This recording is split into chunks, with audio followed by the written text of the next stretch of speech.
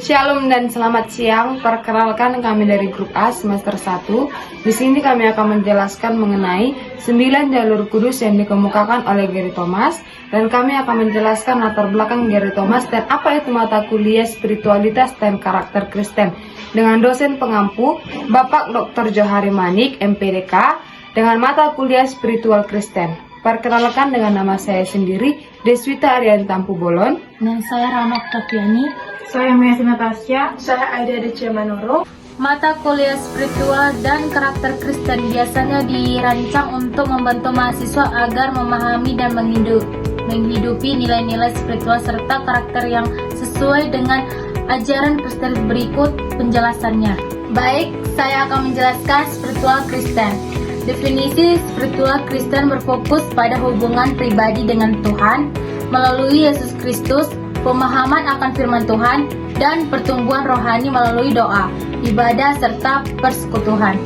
Tujuan membantu mahasiswa mengenal dan memahami kasih Allah, mengembangkan disiplin rohani seperti doa, meditasi, Alkitab, dan pelayanan, mendorong pengaplikasian iman Kristen dalam kehidupan sehari-hari.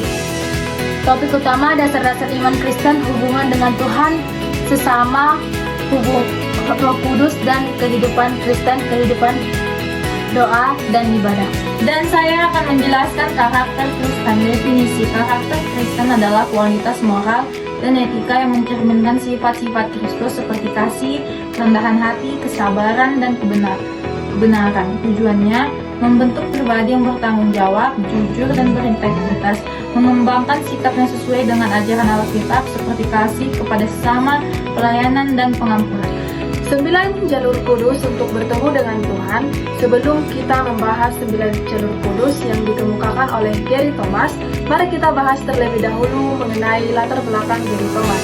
Gary Thomas adalah seorang penulis dan pembicara Kristen yang sudah melayani di 48 negara, baik di Amerika serta di negara lainnya. Kerinduannya adalah membawa orang mendekat pada Kristus dan sesama melalui tulisan. Ia mendorong orang untuk memiliki hubungan yang lebih berkualitas dengan Tuhan, yang tumbuh secara rohani. Ia anaknya, istrinya tinggal di Pilgrim Home, Washington. Di sini kami akan menjelaskan 9 jalur kudus untuk menghayati spiritualitas. Yang pertama yaitu kaum naturalis, adalah kaum yang mengasihi Allah di alam terbuka. Yang kedua, kaum indrawi, adalah kaum yang mengasihi Allah melalui panca indera.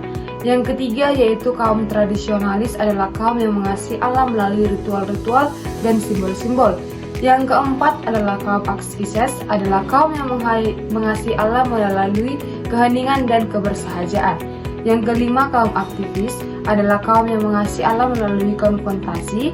Dan yang keenam, kaum pemerhati, adalah kaum yang mengasihi Allah dan sesama. Ketujuh ialah kaum antusias, adalah kaum yang mengasihi Allah dengan adanya misteri. Yang kedelapan yaitu kaum kontemplatif, adalah kaum yang mengasihi Allah melalui pemujaan. Dan yang kesembilan yaitu kaum intelektual, adalah kaum yang mengasihi Allah melalui pikirannya. Dari 9 jalur kudus yang sudah dikemukakan oleh Gary Thomas, saya akan masuk ke dalam kategori kaum askises, yaitu kaum yang mengasihi Allah melalui keheningan dan kebersahajaan.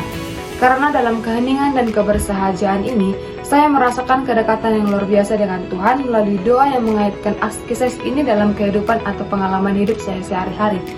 Saya akan menceritakan tentang pengalaman hidup saya di mana saya pernah mencoba ke Sekolah Tinggi Teologi STT Siantar 2 kali, dan Sekolah Tinggi Bibel Pro 1 kali, dan Sekolah Tinggi Guru Gria 1 kali, Universitas Kristen Sakti Wacana 1 kali, dan Sekolah Tinggi Filsafat Teologi Jakarta 1 kali.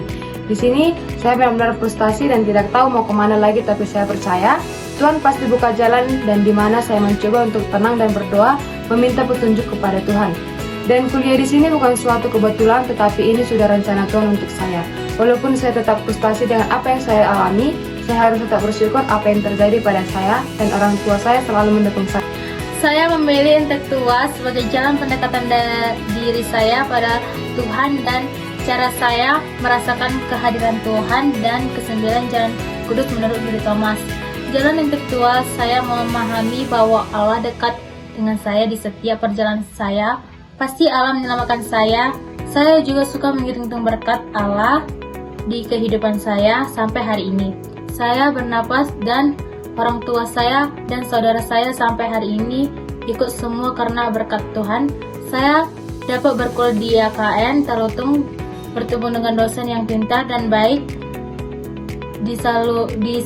disalurkan dari orang lain. Bagi saya itu merupakan suatu berkat yang saya bernilai hidup saya. Saya memilih kaum pemerhati. Kenapa saya memilih ini? Karena walaupun saya gagal di kedinasan atau SNBT, saya tetap mengasihi Yesus dan menerima kegagalan dengan lapang dada. Dan walaupun saya memiliki musuh atau orang-orang yang jahat kepada saya tetap mendoakannya dan mengasihi dia dengan hati yang tulus. Saya memilih jalur Raskese ini karena saya kaum yang mengasihi Allah melalui keheningan dan kebersahajaan. Karena dalam keheningan dan kebersahajaan ini, saya merasakan kedekatan dengan Tuhan. Saya mempunyai banyak kegagalan dalam tahun ini karena salah satunya adalah saya pernah gagal masuk ke sekolah tinggi di Bible Pro, yang dimana saat itu saat itu semangat saya patah dan tidak mau lagi berkuliah di universitas manapun.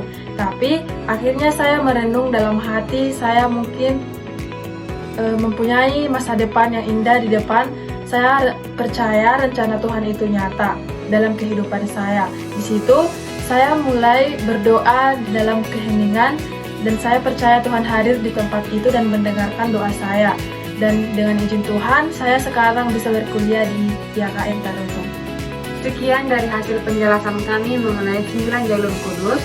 Kami mengundurkan diri. Bye!